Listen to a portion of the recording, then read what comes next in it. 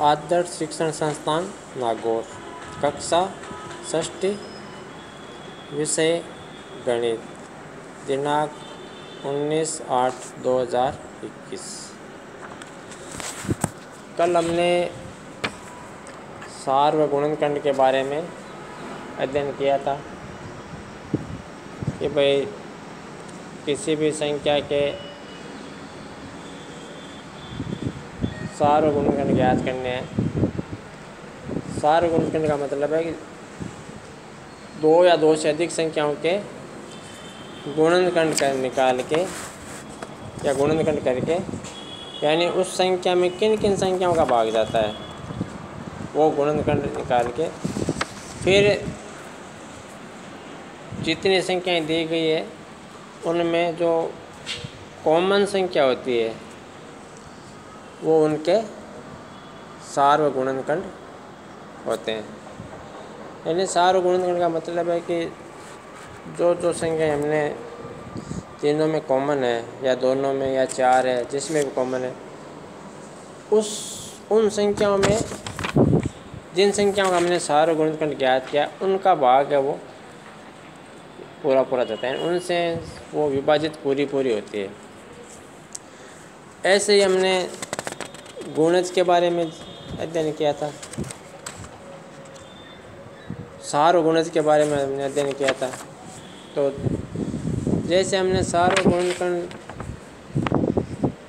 याद करना सीखा था, वैसे ही सार्वगुणज है, यानी किसी भी संख्या के अगर गुणज ज्ञात करने हैं तो उस संख्या का 2 गुना, 3 गुना, 4 गुना, 5 गुना जितना भी पूछा जाए उतना हम ज्ञात कर सकते हैं। और सार्वगुणज वही, जैसे 2 या 2 से अधिक कोई संख्या है तो उनके एक के सार्वगुणज ज्ञात करके फिर उन दोनों में कॉमन जो गुणज है वो सार्वगुणज होते हैं। और सार्वगुणज में दी गई संख्याओं का भाग भी या उसे विभाजित पूरी विभाजित होती है।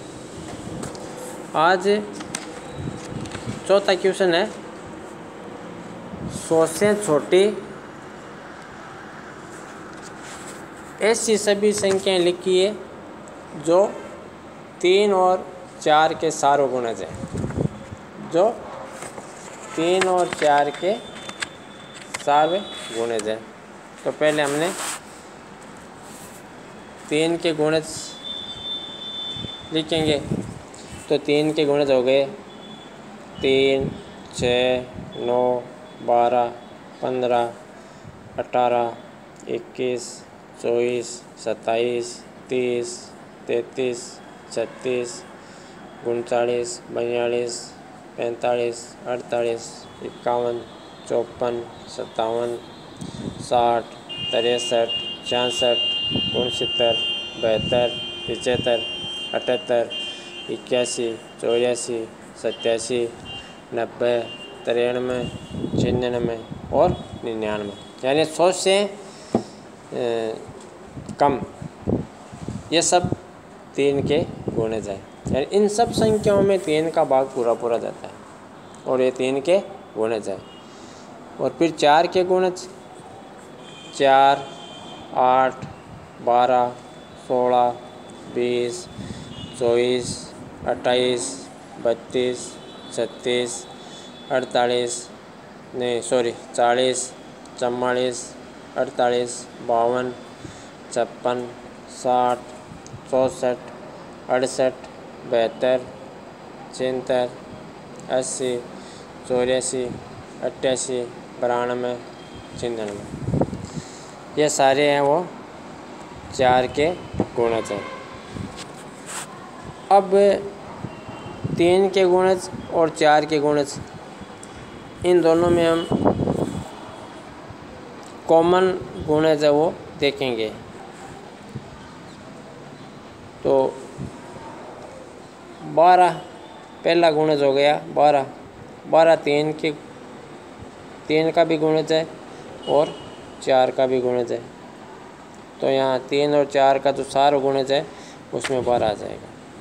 12 के बाद में 24 24 है वो 3 का भी गुणज है और 4 का भी गुणज है।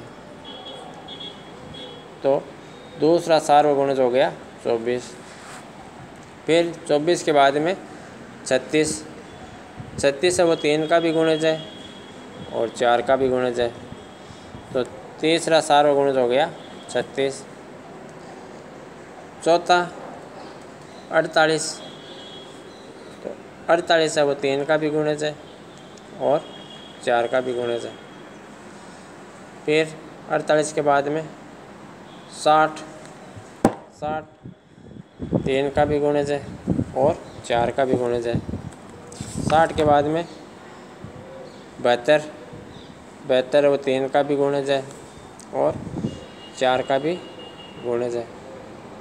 72 के बाद में 84 3 का भी गुणज है और 84 है वो 4 का भी गुणज है।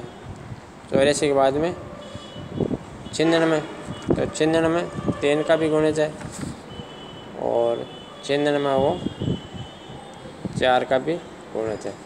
तो 3 और 4 के सार्वगुणज हो गए 12, 24, 36, 48, 60, 72, 84 और 96।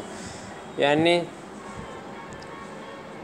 100 से छोटी ये जो संख्याएं हैं 12, 24, 36, 48, 60, 72, 84 और 96, ये 100 से छोटी संख्याएं हैं जो 3 के भी गुणज है और 4 के भी गुणज है।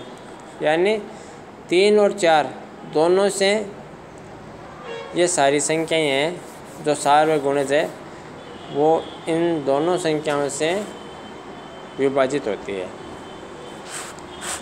तो इस प्रकार ये हमने सार्वगुणज के बारे में जानकारी की है, सार्वगुणनखंड के बारे में हमने अध्ययन किया है।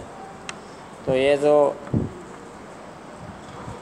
कल जो बताया था सार्वगुणज का, सार्वगुणनखंड का, वो सारा काम आपने कर लिया होगा। और इसका जो 5वां और 6ठा क्वेश्चन है ये भी इसी